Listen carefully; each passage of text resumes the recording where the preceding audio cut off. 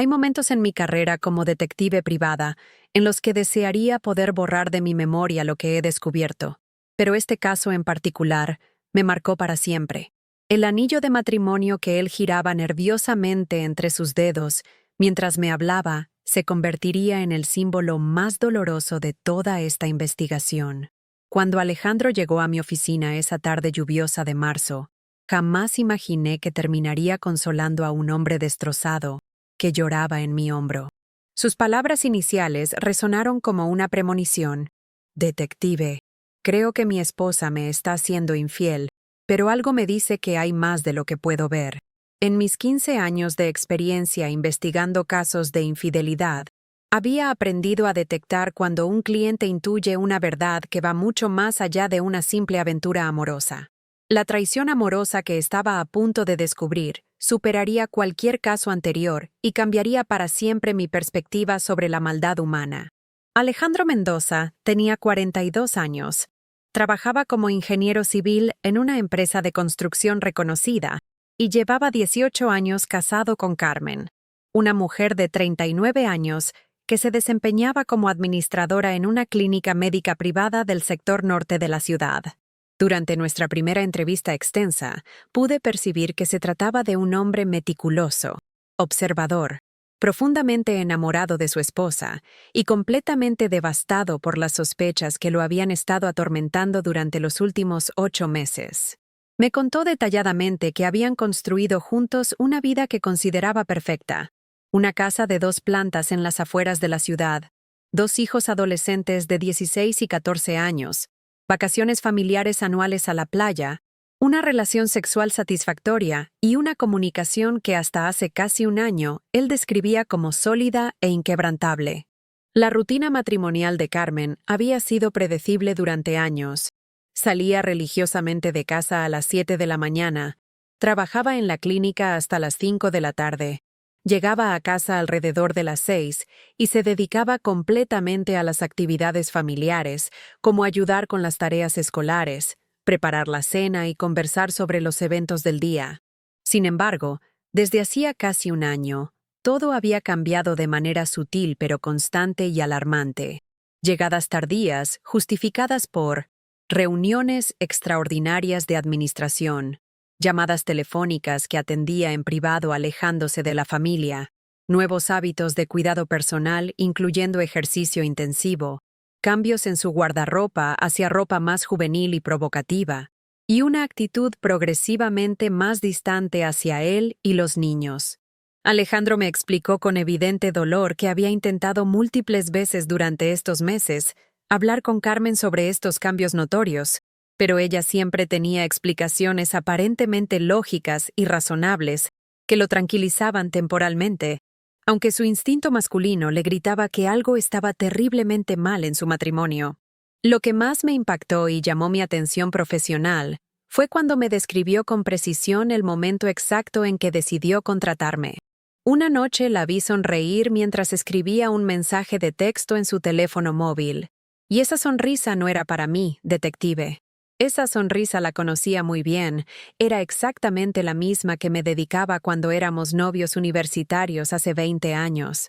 Mientras Alejandro me relataba minuciosamente estos detalles personales y dolorosos acumulados durante meses de observación, noté algo en su comportamiento que me pareció contradictorio e intrigante.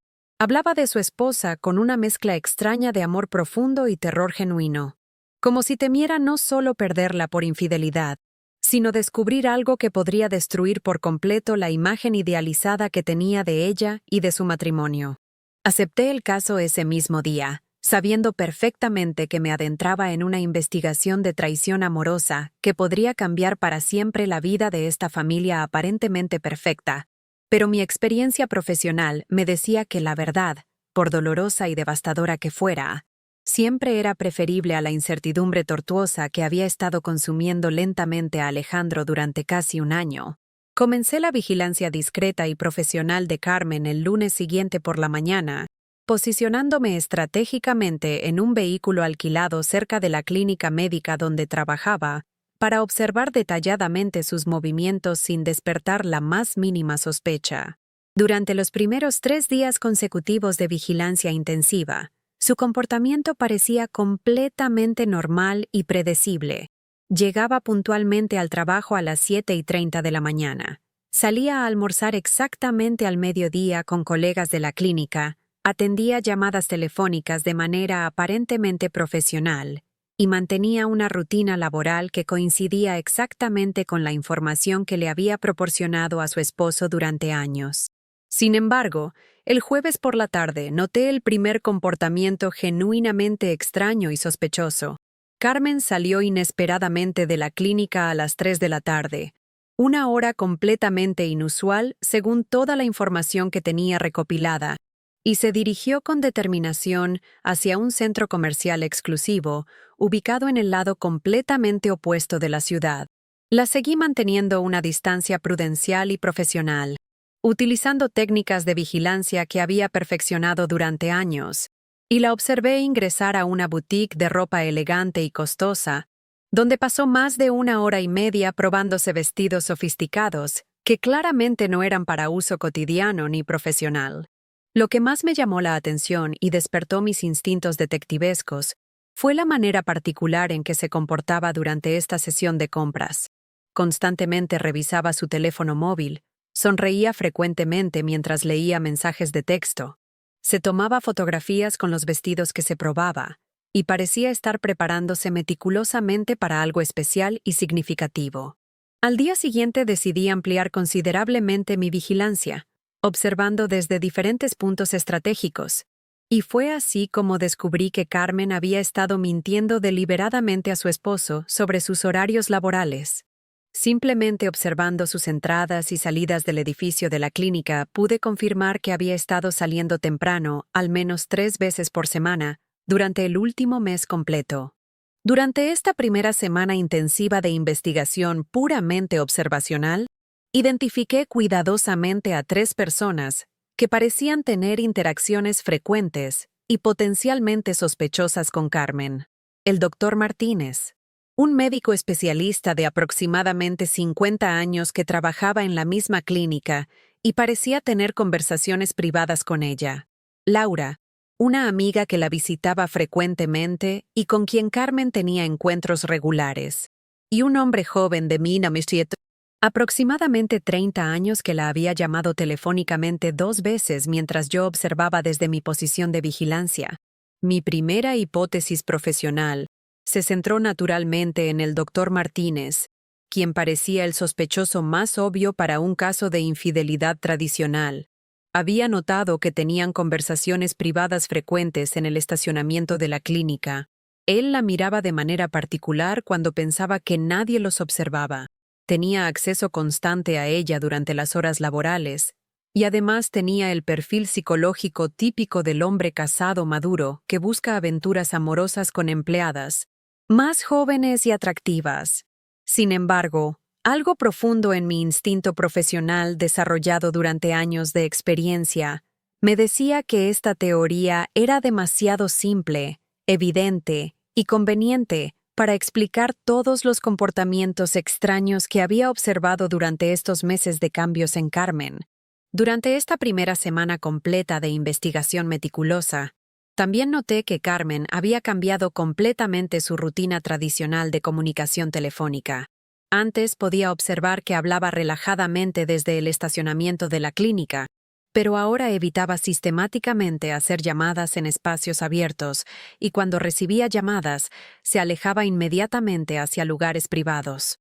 El comportamiento más genuinamente sospechoso y revelador que registré cuidadosamente fue el viernes por la noche. Siguiendo a Carmen desde su trabajo, descubrí que le había mentido a Alejandro sobre una supuesta cena de trabajo, dirigiéndose en realidad hacia un restaurante elegante y costoso del centro histórico de la ciudad, donde esperó pacientemente en una mesa apartada y reservada durante casi 30 minutos antes de que finalmente llegara la persona con quien tenía la cita secreta. La persona que finalmente llegó al restaurante elegante esa noche lluviosa no era quien yo esperaba encontrar. Se trataba de una mujer elegante de aproximadamente 45 años, impecablemente vestida con un traje de negocios costoso que abrazó a Carmen con una familiaridad evidente y sorprendente que me tomó completamente desprevenida.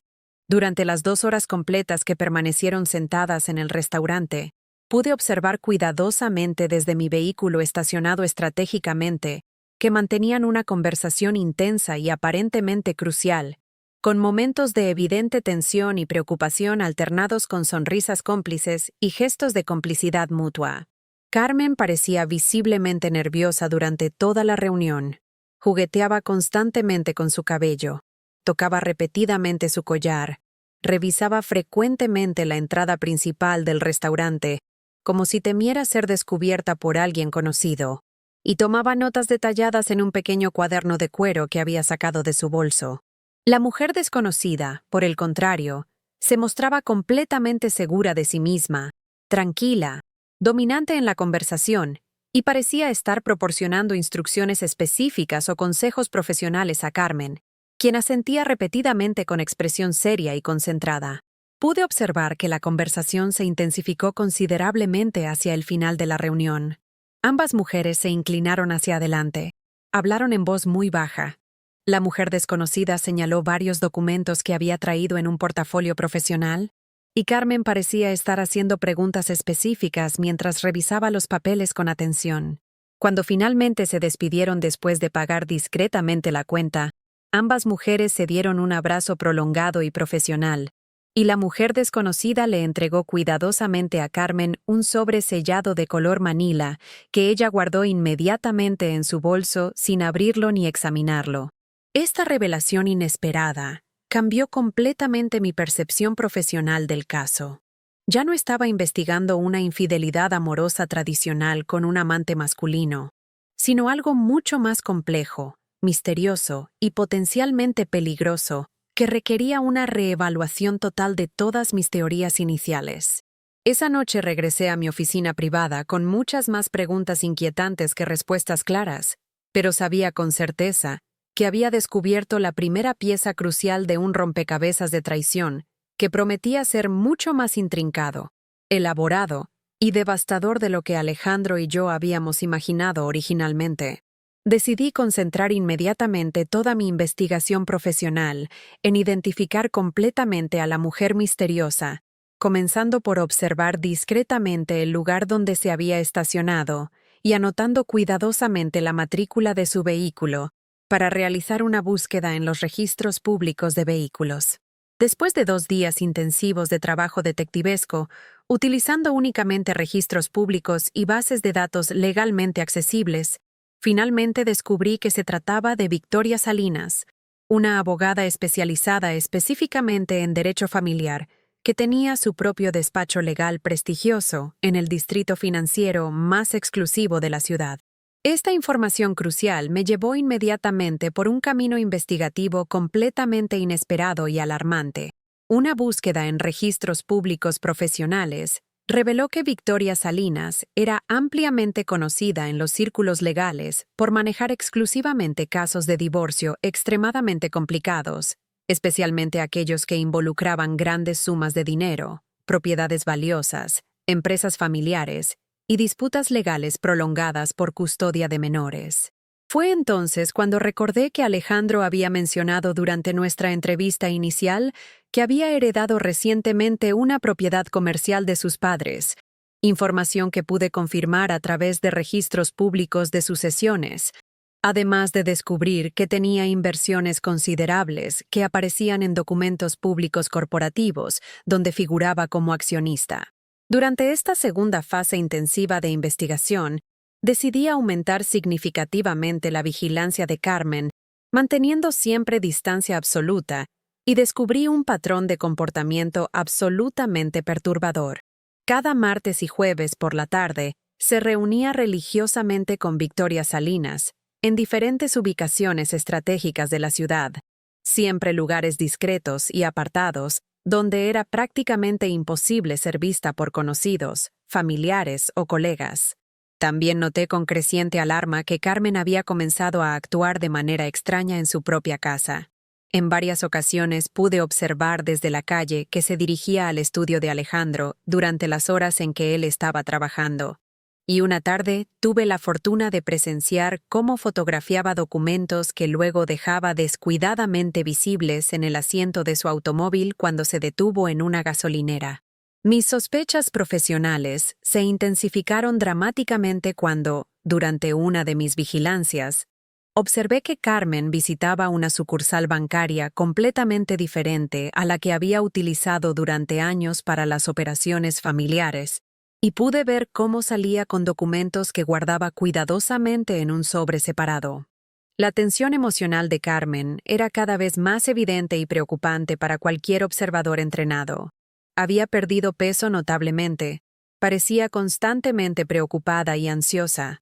Había desarrollado el hábito compulsivo de revisar obsesivamente su teléfono móvil cada pocos minutos, y mostraba signos claros de estrés psicológico severo que contrastaban dramáticamente con la mujer segura que había sido durante años. Durante una de mis vigilancias nocturnas más reveladoras, presencié una escena que confirmó mis peores sospechas. Pude observar que Carmen salió de casa después de las 10 de la noche, diciéndole a Alejandro que iba a comprar medicamentos en una farmacia de turno, pero en realidad se dirigió directamente al despacho legal de Victoria Salinas, donde las luces permanecieron encendidas hasta altas horas de la madrugada. En este punto crítico de la investigación, me di cuenta con certeza de que alguien más estaba definitivamente involucrado en esta situación compleja. En varias ocasiones diferentes, pude observar que Carmen recibía llamadas telefónicas que la ponían visiblemente agitada, y después de estas conversaciones siempre cancelaba planes familiares y se dirigía urgentemente a reunirse con la abogada. La confirmación más sólida de mis sospechas llegó cuando, durante una vigilancia en el estacionamiento de un centro comercial, pude observar claramente que Carmen entregaba a Victoria Salinas un sobre voluminoso que parecía contener documentos y fotografías, mientras la abogada revisaba el contenido y tomaba notas en un expediente legal. Fue precisamente en ese momento revelador, cuando comprendí finalmente la magnitud real y aterradora de lo que estaba investigando. No se trataba simplemente de una infidelidad amorosa tradicional, sino de una traición matrimonial mucho más calculada, elaborada, legal y potencialmente devastadora de lo que había imaginado inicialmente. El momento crucial llegó cuando decidí seguir sigilosamente a Carmen hasta lo que parecía ser una reunión definitiva, programada para un martes por la noche en un edificio de oficinas prácticamente vacío del distrito empresarial. Esa noche particular, logré posicionarme estratégicamente en el estacionamiento del edificio utilizando un vehículo diferente para evitar ser detectada, y desde mi posición pude observar claramente el desarrollo de los eventos sin ser vista. Carmen llegó puntualmente a las 9 de la noche y se dirigió directamente al 7º piso donde tenía las oficinas Victoria Salinas, pero lo que presencié desde mi posición en el estacionamiento cambió completamente mi comprensión del caso. Aproximadamente 30 minutos después de la llegada de Carmen, observé algo inquietante. Un mensajero llegó al edificio llevando un paquete voluminoso que entregó específicamente en el 7º piso, y poco después pude ver que alguien más había llegado discretamente al edificio utilizando la entrada trasera. Utilizando equipo de vigilancia de largo alcance, logré observar parcialmente a través de las ventanas del 7º piso que Carmen estaba reunida no solamente con Victoria Salinas como había esperado, sino también con una tercera persona, cuya presencia me resultó extremadamente sospechosa y preocupante.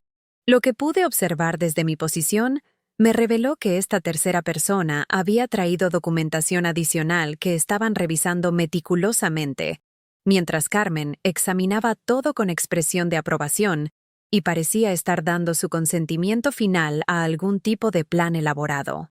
La naturaleza discreta y nocturna de esta reunión tripartita, combinada con la entrega del paquete misterioso, me hizo comprender que Carmen no solamente estaba planeando divorciarse de su esposo, sino que había involucrado a terceros para fabricar o manipular evidencia que respaldara algún tipo de acusaciones completamente inventadas. El impacto de esta revelación fue devastador incluso para mí, una profesional experimentada y acostumbrada durante años a descubrir comportamientos humanos deplorables. porque sabía con absoluta certeza que Alejandro era completamente inocente y estaba siendo víctima de una conspiración elaborada para destruir su vida. Cuando finalmente solicité una reunión urgente con Alejandro para revelarle cuidadosamente la verdad completa, pude ver claramente en sus ojos que una parte profunda de él ya intuía que la realidad sería mucho más dolorosa y devastadora que una simple infidelidad amorosa tradicional. Le expliqué meticulosamente y con extremo cuidado que Carmen había estado planeando durante los últimos meses no solamente abandonarlo y destruir su matrimonio, sino también destruir completamente su reputación personal y profesional, arrebatarle legalmente a sus 2 hijos y apropiarse de todos sus bienes utilizando acusaciones completamente falsas de maltrato doméstico.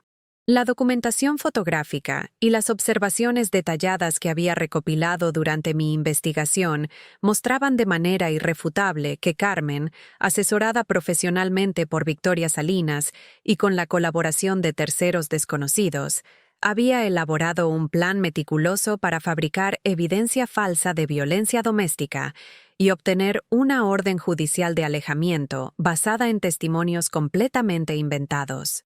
Alejandro permaneció en silencio absoluto durante varios minutos largos, procesando lentamente la información devastadora, examinando cuidadosamente las fotografías de las reuniones secretas que le había presentado como evidencia, y luego comenzó a llorar de una manera que jamás olvidaré. No eran lágrimas de rabia o venganza, sino de profunda tristeza existencial por la pérdida total del amor en el que había confiado ciegamente durante 18 años. Cuando finalmente pudo hablar con voz quebrada, me dijo algo que me marcó profundamente. «Detective, prefiero 1000 veces que me haya sido infiel con otro hombre a que haya planeado destruirme de esta manera tan calculada y cruel, porque esto significa que nunca me amó realmente y que los últimos meses de sospechas fueron solo la punta del iceberg». En ese momento de vulnerabilidad absoluta, se acercó lentamente a mí y apoyó su cabeza en mi hombro, llorando como un niño completamente desolado, que acaba de descubrir que el mundo no es el lugar seguro que creía y que la persona en quien más confiaba había estado planeando su destrucción total durante meses. Le aseguré inmediatamente que toda la evidencia que había recopilado durante mi investigación serviría para protegerlo completamente en los tribunales y desenmascarar las intenciones maliciosas de Carmen antes de que pudiera ejecutar su plan destructivo. La ironía más dolorosa de todo este caso traumático fue que Alejandro había contratado mis servicios profesionales con la esperanza de salvar su matrimonio después de meses de sospechas, y en lugar de eso, había descubierto que necesitaba urgentemente salvarse a sí mismo de la mujer que amaba más que a su propia vida. Este caso particular me enseñó una lección profunda y perturbadora que permanece conmigo hasta el día de hoy. Las traiciones más devastadoras no siempre involucran a terceras personas o amantes secretos, sino que a veces provienen directamente de la persona en quien más confiamos y que mejor conoce todas nuestras vulnerabilidades emocionales y financieras. Alejandro logró protegerse completamente desde el punto de vista legal, gracias a toda la evidencia sólida que recopilamos durante la investigación, y aunque su matrimonio terminó de manera definitiva y dolorosa, logró salvar su relación con sus hijos adolescentes, mantener su reputación intacta y proteger todo su patrimonio familiar. Cada vez que veo el anillo de matrimonio dorado que dejó en mi oficina ese día lluvioso, reflexiono profundamente sobre cuántas personas viven diariamente junto a verdaderos extraños sin saberlo, creyendo sinceramente que conocen profundamente a quien duerme a su lado cada noche durante años. La pregunta inquietante que me queda resonando después de este caso devastador es absolutamente perturbadora. ¿Cuántos de nosotros realmente conocemos las verdaderas intenciones ocultas de las personas que amamos incondicionalmente?